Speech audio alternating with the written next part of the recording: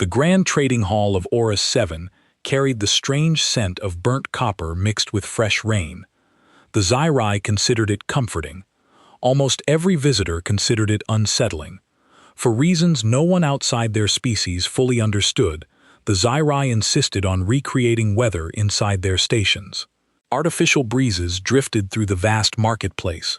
Distant thunder rumbled somewhere above the transparent ceiling, and a faint mist rolled across the polished floors. It was close enough to feel real, but just unnatural enough to remind everyone they were far from home. Ambassador Tolk of the Kaluri stood quietly beside a panoramic observation window, watching hundreds of starships glide through the docking lanes like silver creatures swimming through an endless black sea. Everything still felt impossible. Only 18 months earlier, his people had achieved faster-than-light travel and stepped onto the galactic stage for the very first time. Since then, every day had introduced another species, another treaty, another custom, and another unwritten rule that no one had bothered to explain. The galaxy was far older and far more complicated than he'd ever imagined. Fortunately, he wasn't alone. His assigned guide, a veteran Zyrai diplomat named Renak, stood calmly at his side. Tall and impossibly slender, Renak's skin glowed with a soft sapphire light, a color that, among his people, signified complete confidence. Only when fear crept into a Zyrai's mind did that glow shift toward pale green. At that moment, it remained perfectly blue. That would change less than 5 minutes later, because someone had just entered the trading hall. A human. And every experienced diplomat in the station reacted before Tolk even noticed the newcomer. He had been explaining the basics of galactic politics for 3 hours, and Tolk had listened carefully to every word. But one thing did not make sense. "You keep mentioning the humans," Tolk said. "Every species I have met so far speaks of them with great care. They smile when they say the name, but their eyes do not smile. Why?"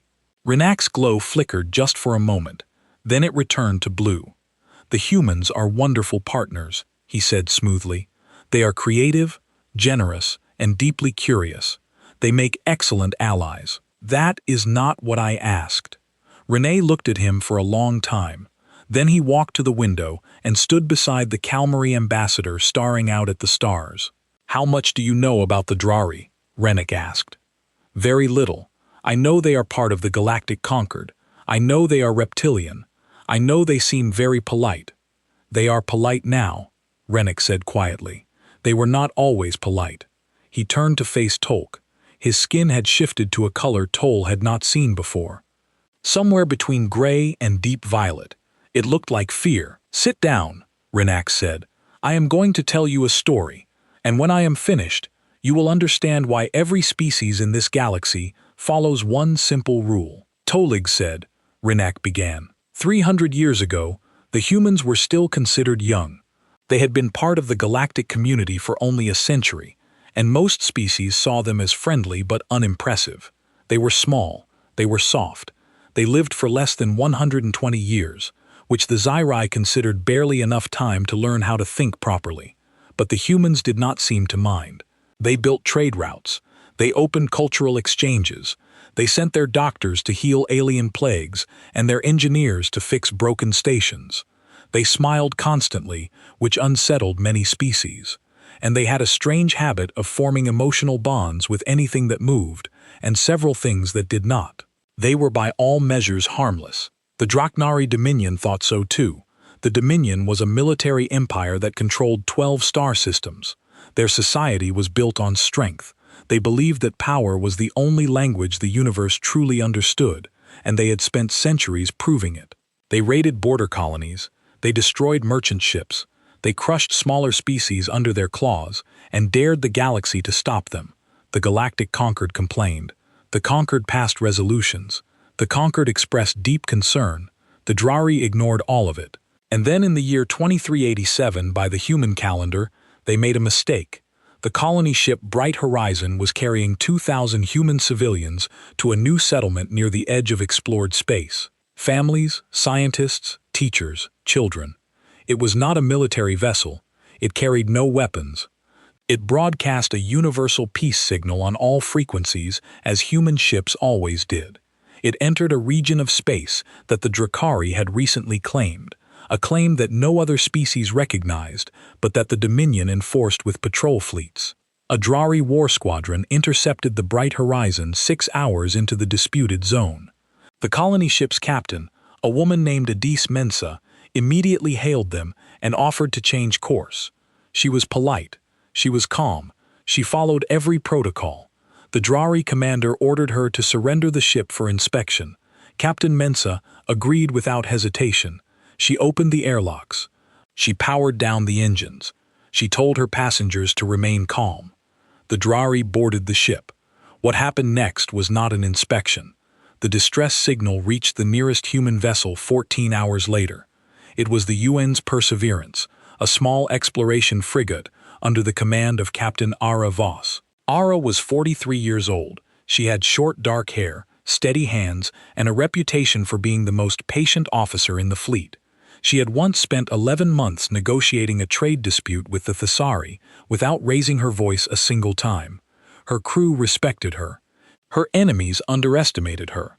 Both were mistakes, though only one of them would become clear later. The Perseverance arrived at the bright horizon's last known coordinates and found wreckage. The colony ship had been torn apart, not destroyed quickly, the way a weapon would do it. Torn apart slowly, deliberately, the way someone pulls the wings off an insect to watch what happens. Led the boarding team herself. She walked through corridors that were painted with evidence of what had been done. She saw things that her report would later describe in cold clinical language, but that her eyes would never forget. 2,000 people gone. The youngest had been 4 years old. R stood in the ruins of what had been the children's play area. Drawings still hung on the walls. Bright, happy pictures of stars and planets, drawn by small hands that would never draw again. She stared at them for a long time. Her team watched her and said nothing. Commander Idris Aonkwo, her second in command, stepped beside her. He was a large man with kind eyes and a voice that could calm a room just by speaking. But even his voice was shaking now. "Captain," he said softly, "what do we do?" Era did not answer immediately. She reached out and carefully removed one of the drawings from the wall, a picture of a smiling sun with too many rays drawn in yellow crayon. She folded it gently and placed it inside her uniform jacket over her heart. Then she turned around. Her face was completely still, not angry, not sad, something else entirely, something that made Akon Kwo, who had served with her for 9 years, take a small step back without meaning to. "Get me Earth Command," she said. Her voice was quiet and steady, the way a blade is steady. "Priority Omega." Akwo nodded and moved fast. 20 minutes later, a transmission went out across every military frequency in human-controlled space. It was encrypted at the highest level, and it contained only 2 words. Every human officer who received it understood exactly what it meant. Many of them had hoped they would never see those words in their lifetime.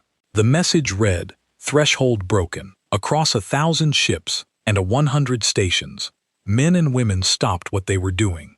Some of them closed their eyes. Some of them clenched their fists. A few of them cried. And then quietly, and without fanfare, the entire human species began to prepare for something it had not done in over 200 years. Not war, something worse. The lunar citadel sat buried beneath the surface of Earth's moon, a fortress carved into ancient rock and reinforced with metals that did not exist naturally in this solar system. Most species in the galaxy did not know it existed. Those who did assumed it was a storage facility or a research outpost. It was neither. The citadel was where humanity kept its teeth. Fleet Admiral Konstantin Yuriev walked its corridors with the weight of a man carrying something heavy and invisible. He was 61 years old, broad-shouldered with a face that looked like it had been carved from stone. His hair was white and cut short, and his eyes were the pale gray of winter mornings. He had served in the fleet for 40 years. He had negotiated peace treaties, rescued stranded alien vessels, and once talked a suicidal Thessari commander out of crashing his ship into a populated moon using nothing but patience and a shared bottle of something that burned on the way down. He had never wanted to be in this corridor, walking toward this room for this reason. The War Council chamber was already full when he arrived. 12 senior admirals, the Secretary General of the United Earth Government, the head of naval intelligence, and a woman from a department that officially did not exist. They all stood when Yuri entered. He waved them down. "Sit," he said. "We do not have time for ceremony." He placed a data chip on the table and activated the holographic display. The room filled with images from the bright horizon. Nobody spoke. One admiral, a woman named Chen Wei, who had commanded a battlecruiser for 20 years, put her hand over her mouth and looked away. "The Drari did not simply kill these people," Yuri said, his voice flat and controlled. "The forensic team has confirmed that the attack lasted approximately 9 hours. The colonists were separated into groups. Some were killed quickly, others were not. The data suggests the Drari were conducting stress response experiments on living subjects." Silence. "There were 412 children aboard the Bright Horizon," he continued. "None survived." The Secretary General, a thin man named Osai, closed his eyes. "What is the Drari government's response?" Warlord Kathsaro has released a public statement calling it a border enforcement action. He claims the colony ship refused inspection and resisted boarding. Both claims are lies. We have full sensor recordings from the Perseverance, proving that Captain Mensa cooperated completely and the Galactic Concord. The Concord has issued a formal condemnation and proposed sanctions. Admiral Chin let out a short, bitter sound that might have been a laugh. "Sanctions, wonderful." Yuri raised his hand for silence. "The Concord means well. They have always meant well. But every species in this galaxy has watched the Drari push boundaries for 60 years, and not one of them has done anything meaningful to stop it. They will not start now." He looked around the table, meeting every pair of eyes in the room, "which is why we will." The woman from the department that did not exist was named Dr. Lena Vasek. She was small, quiet, and had the kind of face that people forgot almost immediately after meeting her. This was useful in her line of work. She stood and walked to the display console. With a few keystrokes, she replaced the images of the bright horizon with something else, a document, old and simple, written in plain language. At the top it read, "Doctrine Prometheus Classification Absolute." "Most of you have heard of this," Vasek said. "None of you have read it. It was written 180 years ago, after the first contact wars by a committee of military strategists, psychologists, historians, and philosophers. It was designed for a very specific situation, a situation that until 3 days ago had never occurred." She paused and looked at the room. "Doctrine Prometheus is not a battle plan. It does not contain fleet formations or target lists.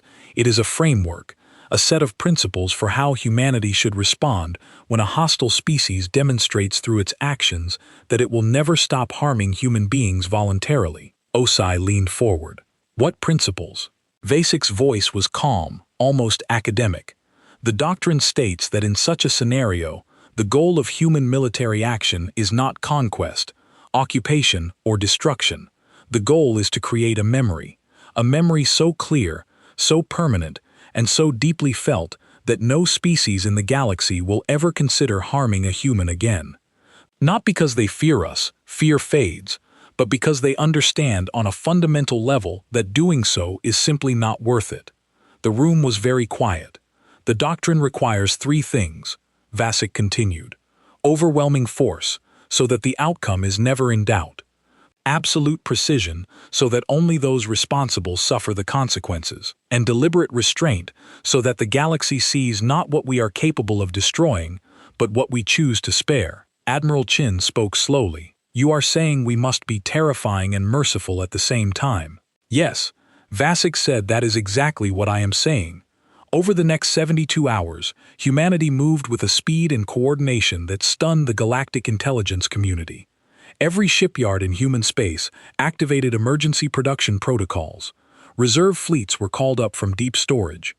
Crews were assembled, supplied, and briefed. Military MEs graduated their senior classes 6 months early and assigned them to combat vessels. And then there were the ships that nobody knew about. For 2 centuries, humanity had maintained a secret construction program. Not because they planned to conquer anyone. They had no interest in empire, but because they understood something about the universe that most species preferred to ignore. That peace is not the natural state of things.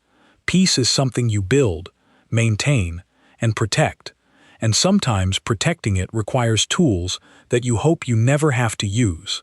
These ships had been built inside hollowed asteroids, in orbital platforms hidden within the storms of gas giants, in facilities buried so deep inside dead moons that even humanity's closest allies did not know they existed. They were called the Reserve, and they had been sleeping for a very long time. Now they woke up. Captain Alar Voss received her new orders aboard the Perseverance. She was promoted to Battle Group Commander and assigned to the newly commissioned Dreadnought Eween's Consequence. The Consequence was 3 kilometers long, bristling with weapons that had never been fired in anger, and carried enough firepower to crack a small moon in half. Its name had been chosen carefully. Everything about this operation had been chosen carefully. Ara transferred her personal belongings to her new quarters. She hung the child's drawing, the smiling sun with too many rays on the wall above her desk. She looked at it every morning while she planned what was coming. Anquo followed her to the Consequence as her executive officer. On their first night aboard, he found her standing on the observation deck, staring out at the fleet assembling around them. Hundreds of ships, then thousands, more arriving every hour. "How are you feeling?" he asked. She did not look at him. "Do you know what bothers me most, Idris? It is not the anger. The anger I understand. It is that I know, when this is over, I will have to go back to being the person I was before, and I do not know if I can." "You will," he said. "That is what makes us different from them." She turned and looked at him. For just a moment he saw something fragile behind her eyes. Then it was gone, replaced by the same steady calm that had carried her through every crisis of her career. "Yes," she said quietly. "I suppose it is." Across the galaxy, alien intelligence agencies began detecting massive energy readings from the Sol system. Ships were moving, far more ships than anyone believed humanity possessed. Sensor arrays lit up with contacts, and analysts scrambled to update their estimates of human military strength. On a Concord monitoring station, a young Zyrai intelligence officer stared at her screen and felt her skin go completely white. The color of pure, undiluted terror, she called her supervisor. Her voice was shaking. "They are activating everything," she whispered. "Every ship, every weapon, every asset they have ever built." Her supervisor looked at the data and said nothing for a very long time. Finally, he spoke. "Send a message to the Concord Council. Tell them that whatever they think is about to happen, they are wrong. It is going to be much, much worse." Warlord Keithso sat on his command throne aboard the Fang of Drar, the largest warship his species had ever built, and felt nothing but contempt. He was enormous, even by Drari standards, nearly 3 meters of scaled muscle and armored bone. His eyes were the color of molten iron, and his claws left grooves in the metal armrests of his throne every time he tightened his grip. He had ruled the Dominion for 30 years. He had conquered 4 species. He had never lost a battle. And now the humans wanted to play soldier. His intelligence officers had briefed him that morning. The humans were assembling a fleet near the border. 400 ships, they estimated, maybe a few more. Katsaro had laughed so hard that his officers flinched. 400, he had said, his deep voice rumbling with amusement. "I command 1,200 warships, each one built for combat from the hull inward. The humans build their ships with gardens and libraries inside them. Gardens. They grow flowers in their warships." He had dismissed his officers and opened a galaxy-wide broadcast channel. He wanted everyone to hear what he had to say. "Humans," he announced, his image transmitted to every corner of civilized space. "I know you are angry. I know you think you are strong. So let me make this simple. Send your diplomats. I will return them to you in pieces, just like the rest. Or send your little fleet, and I will add your ships to my collection. The choice is yours." He cut the channel and settled back in his throne, satisfied. He had no idea what was coming. Aller Vass stood on the bridge of the Ewing's Consequence and watched the final fleet elements arrive at the staging point, a region of empty space 3 light towers from the Drakari border. The staging point had been chosen for a reason. It was close enough to strike quickly, but far enough that the Drari could not claim they had been attacked without provocation. Every detail mattered. Every choice was deliberate. The fleet had assembled over 11 days, ships arriving in waves from every corner of human space. Battlecruisers from the Mars shipyards, carriers from the orbital platforms above Titan, fast destroyers from the Centauri colonies, support vessels, electronic warfare platforms, marine transports, medical frigates, and the ships from the reserve. Dark angular vessels with no markings and no names, just hull numbers in silence. When the final count was confirmed, Eonquo read it to Arara from his console. His voice was very steady, which meant he was working hard to keep it that way. 1914 combat vessels, Commander. Full crew complements. All weapons armed and operational. All nodded. The number was not an accident. It was 400 more than the Drari total fleet strength. Doctrine. Prometheus required that the enemy understand from the very first moment that the outcome was not in question. Open a channel, she said. All frequencies, all languages, galaxy-wide broadcast. The communications officer looked at her. Galaxy Commander, everyone needs to hear this. The channel opened.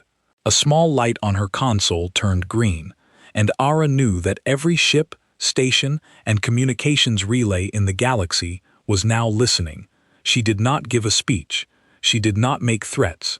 She did not explain herself. Instead, she began to read names. Adis Mensa, age 47, captain of the colony ship Bright Horizon, mother of 2. A pause. David Mensa, age 19, engineering student, her son. Another pause. Yuki Tanaka, age 31, botanist. She was going to the new colony to study soil adaptation. Name after name, age after age, a short description of who each person had been, what they had loved, what they had hoped to do with their lives.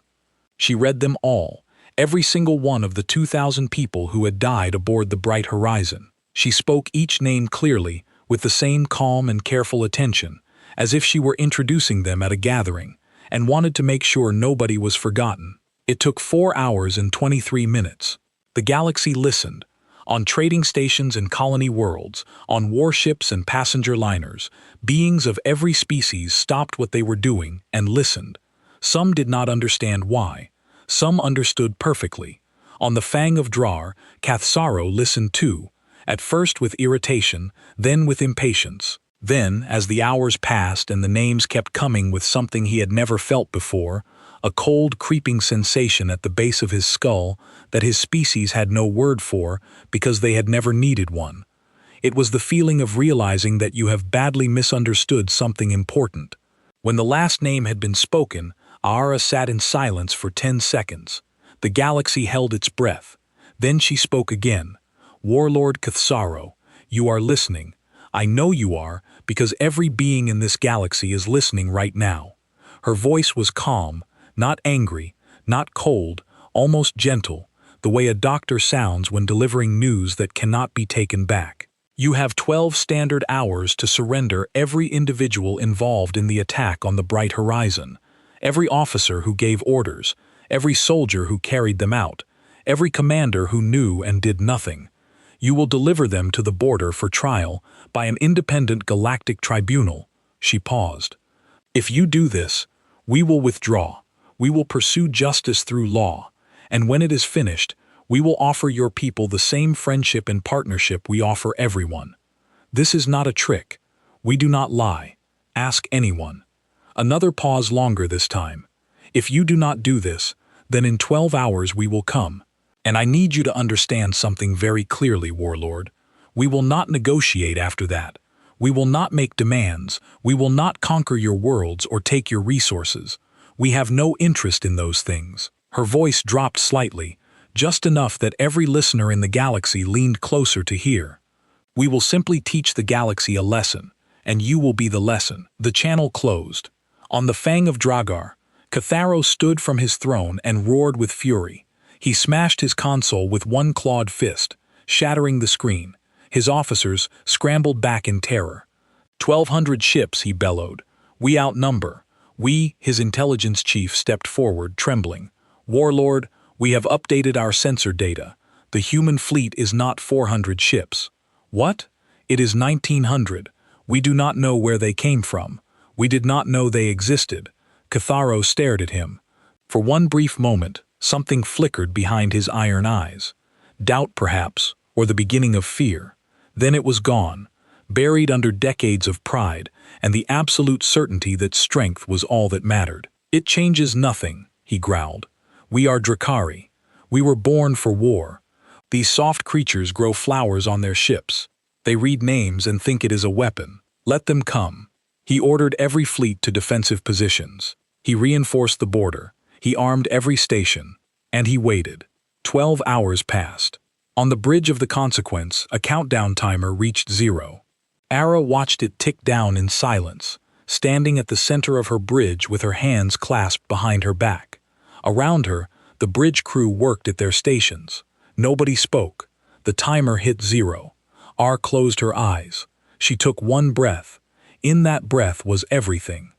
The drawings on the wall of the children's play area, the names she had read aloud, the weight of what she was about to do, and the knowledge that it could never be undone. She opened her eyes. All ships, she said. Commence.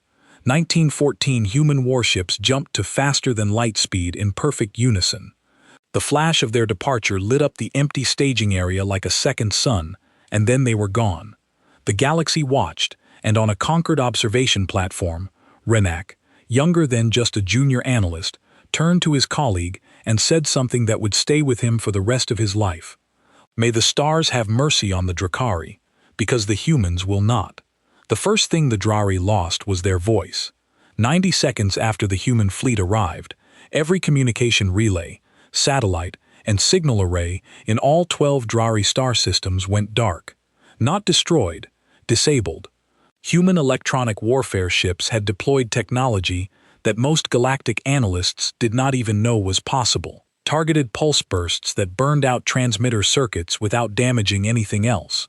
Precision so fine that a communication tower on a Drari colony world stopped working while the streetlights beside it stayed on.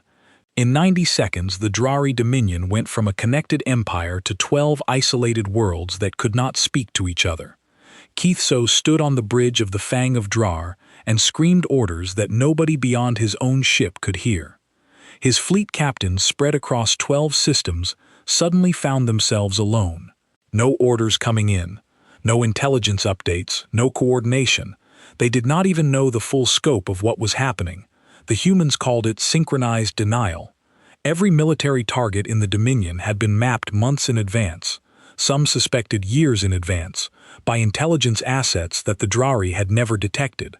Shipyards, fuel depots, weapons factories, orbital defense platforms, ammunition stores, fleet staging areas, every single one. At the same moment the communications went down, the human fleet split into precisely coordinated strike groups and hit every target simultaneously. Not cities, not civilian infrastructure, not homes or hospitals or schools, just the machines of war. Shipyards that had taken decades to build were disabled in minutes. Fuel reserves that were meant to power the Dominion's fleets for years were vented safely into space. Weapons factories were shut down by Marine teams that breached the facilities, evacuated the workers, and then dismantled the production lines with cutting tools and careful hands. The Drari soldiers defending these installations fought hard. They were warriors born and trained for combat, and they did not surrender easily. But the human Marines were something most of them had never encountered before. The galaxy knew humans as diplomats, traders, and explorers. What the galaxy had forgotten, or perhaps never understood, was what lay beneath that friendly surface. Humans were predators. Not the largest or the strongest or the fastest predators their home world had ever produced, but the most successful by a margin so wide it was almost absurd. They had not reached the top of their food chain through size or speed. They had done it through endurance, cooperation, and an unsettling ability to remain calm while doing terrible things. The Draknari fought with fury and instinct. The humans fought with patience and geometry. Every room was cleared methodically. Every corridor was taken step by step. They moved in teams that communicated through hand signals and seemed to know what each other was thinking without speaking. When a Drari soldier charged, roaring claws extended, the humans did not panic. They stepped aside, worked together, and brought the fight to an end with the minimum force necessary. They did not enjoy it. That was the part that unsettled the Drakari prisoners most when they talked about it later. The humans did not celebrate. They did not taunt. They did what needed to be done, and when it was over, they checked their wounded enemies for injuries and offered them water. Commander Idris Ayonkwo led the assault on the Fang of Drar personally. The boarding action lasted 6 hours. The Drari flagship was enormous, and its crew of 8,000 fought for every corridor, every bulkhead, every room. Akonkwo lost 47 Marines in the fighting, and he felt each loss like a knife in his chest. He would remember their names for the rest of his life, just as Ara had read the names of the colonists. But they kept moving forward. Kathsaro had retreated to the inner command sanctum of his ship, surrounded by his personal guard, 50 of the largest, most heavily armored Drari warriors in the Dominion. The sanctum doors were reinforced with triple-layered alloy, designed to withstand orbital bombardment. The human Marines breached them in 11 minutes. When Ayonkwo entered the sanctum, Kathsaro was standing in the center of the room alone. His guards lay around him, unconscious or restrained. The warlord had sent them to fight, and now they were gone, and he was the last one standing. He was bleeding from several wounds but still upright. 3 meters of scaled fury, claws extended, eyes burning with rage, and something that looked almost like respect. So, Katharo rumbled, "You are the ones they sent." Ayonkwo kept his weapon raised. His Marines fanned out around him, covering every angle. Nobody moved. "You are soft creatures," the warlord continued, his voice a low growl. "You grow plants in your warships. You read names aloud and call it war. You do not have the stomach to finish what you started." Akwo looked at him for a long moment, then he reached up with one hand and removed his helmet. The face beneath was tired, streaked with sweat and grime, and marked by a long cut across one cheek that was still bleeding. But his eyes were steady, not angry, not triumphant, just clear and certain, like someone who had thought very carefully about what he was doing and why. "We are not finishing anything," Akono said. "We are making a memory." Katharo stared at him. Then he lunged. It took 4 Marines to bring him down, and even then he nearly killed 2 of them, but the warlord fell, and when he did, the last organized resistance in the Drari Dominion fell with him. The entire operation lasted 11 days. When it was over, every military installation in the Dominion had been neutralized. Every warship had been disabled and left drifting with its crew alive and unharmed inside. Every warlord and military commander had been captured and prepared for transfer to a galactic tribunal. The Drari civilian population had not been touched. Their cities were intact. Their power grids were running. Their food supplies were untouched. Their hospitals were still operating. And in several cases, human medical teams had arrived to help treat civilian injuries caused by the chaos of the military collapse. Humanity had taken apart an empire's ability to wage war with the precision of a surgeon removing a tumor. They cut out exactly what needed to be removed and left everything else alive and whole. And then they left. They did not claim territory. They did not install a puppet government. They did not demand reparations or resources or tribute. They simply packed up their fleets, collected their dead, and went home. But before they left, they did one more thing. On every Drakari world, in every capital city and major settlement, human engineering teams erected a single structure. It was simple. A column of black stone polished smooth, roughly 4 meters tall. On each column were carved 2,000 names and a single sentence at the bottom. The sentence read, "They were here. They mattered. Nothing else. No threats, no warnings, no declarations of victory, just names, and the quiet assertion that the people those names belonged to had been real, had been alive, and had deserved better than what they received." Arvas was the last human to leave Drari space. She stood on the observation deck of the Consequence, and watched the Dominion's homeworld shrink to a point of light behind her. A conquered diplomat had come aboard before departure, a Thessari ambassador named Palak, who had known Ara for years. He found her alone, staring at the stars, and he asked her the question that the entire galaxy wanted answered. Commander Vass, was this mercy or punishment? Considered the question for a long time.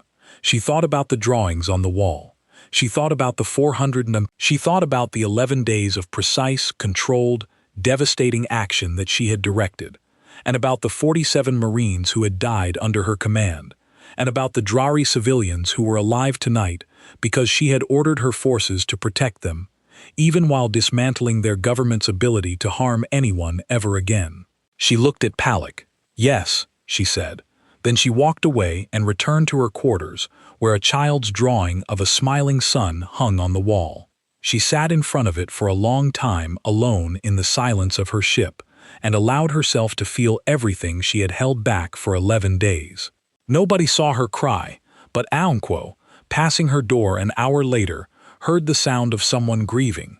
He stood outside for a moment, placed one hand flat against the door, and then walked away.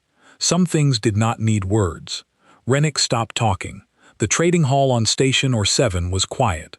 Through the viewing window, ships continued to drift past like silver fish, and the artificial rain still smelled wrong, but Ambassador Tolk of the Calmary did not notice any of it. He was sitting very still, his 4 hands folded in his lap, staring at the Zyrai diplomat with wide, unblinking eyes. "That was 300 years ago," Tolk said finally. "Yes. What happened to the Drari after?" Renak walked back to his chair and sat down slowly, as if the telling had drained something out of him. His bioluminescent skin had returned to a calm blue, but it was a tired blue, dim and muted, like a light that had been on too long. "The Dominion collapsed," he said, "not because the humans destroyed it. The humans were very careful not to destroy it. The Dominion collapsed because its own people saw for the first time what their leaders had brought upon them. The warlords had told them they were the strongest species in the galaxy. They had told them that power was everything. And then the humans came and took apart their entire military machine in 11 days without harming a single civilian. And suddenly, the Drakari people understood that their leaders had been lying to them." He paused. There were protests, then reforms, then elections, something the Drakari had never had before. Within 20 years, the Dominion had dissolved itself and reformed as the Drari Republic. They joined the Galactic Conquered 30 years after that, and the humans accepted them. The humans welcomed them. They sent teachers and doctors and engineers, just as they did for everyone. They helped rebuild what the Drari wanted to rebuild. They asked for nothing in return except friendship. And here is the part that most species find difficult to believe they meant it. There was no hidden agenda, no long game. The humans simply decided that the Drari people were not their enemy and never had been. The warlords had been the enemy, and the warlords were in prison. Tolk shook his head slowly. That does not sound like the behavior of a species that just defeated a military empire. No, Renek agreed. It does not. And that is precisely why every species in this galaxy follows the rule. What rule? Renek looked at him as if the answer should have been obvious by now. We never harm humans. Tolk sat with this for a while. His species was new to the galactic community, and he was still learning to read the currents beneath the surface of interstellar politics. But even he could sense the shape of what Renak was telling him. "You are afraid of them," he said. Renak tilted his head. "No, I am not afraid of the humans. I have human friends. I have shared meals with them, celebrated their holidays, mourned their dead. I have watched human doctors work for 30 hours straight to save a Zai child they had never met, simply because the child was sick and they knew how to help." His skin flickered. A pulse of warm gold that Tolk had learned meant deep affection. "I love the humans," Rennick said simply. "Most species do, once they get to know them. They are funny and strange and impossibly generous. They form bonds with everything. I once watched a human engineer cry because she had to decommission an old maintenance robot. She said it had been a good worker and deserved a proper goodbye. She was completely serious." Tolk almost smiled at that. "Then what are you saying?" Raynak's gold faded. The gray-violet color returned, the one that looked like fear. I am saying that the humans are the kindest species I have ever known. And I am saying that their kindness is a choice. They choose it every single day with full awareness of what they are capable of when they stop choosing it. He leaned forward. The galaxy is full of dangerous things, Ambassador. We have predator species that hunt for pleasure. We have hive minds that consume worlds. There are beings made of living plasma that drift between stars and think thoughts we cannot begin to understand. I have seen all of them, and none of them frighten me the way the humans do. Why? Because all of those species are dangerous by nature. They cannot help what they are. But the humans are dangerous by choice. They built themselves into the friendliest, most open, most welcoming civilization in the galaxy. And they did it while sitting on top of an instinct for violence that runs so deep it is written into their bones. Every smile is a decision. Every act of kindness is a victory over something inside them that remembers what it was like to be a predator on a brutal world. He met Tolk's eyes. They are the only species in this galaxy that will love you with everything they have. They will heal your sick, teach your children, share their music, and defend you against anyone who threatens you. And if you force them, if you truly deliberately harm them in a way that cannot be forgiven, they will break you so completely that your grandchildren will flinch at the memory. And then, when it is over, they will offer to help you rebuild. The trading hall was silent except for the soft patter of artificial rain. That, Rennick said quietly, is why we never harm humans. Ambassador Tolk returned to his ship that evening. He sat in his private quarters for a long time, staring at the wall, thinking about everything Rennack had told him. Then he opened his diplomatic console and began drafting his report to the Kamari government. He wrote for several hours detailing everything he had learned about galactic politics, trade routes, alliance structures, and the complex web of relationships between species. But when he reached the section on humanity, he stopped. He deleted the 3 paragraphs he had written and replaced them with a single line. It read, "Under no circumstances are we to harm the humans. This is not a suggestion. It is the most important thing I have ever written." He sent the report and went to sleep.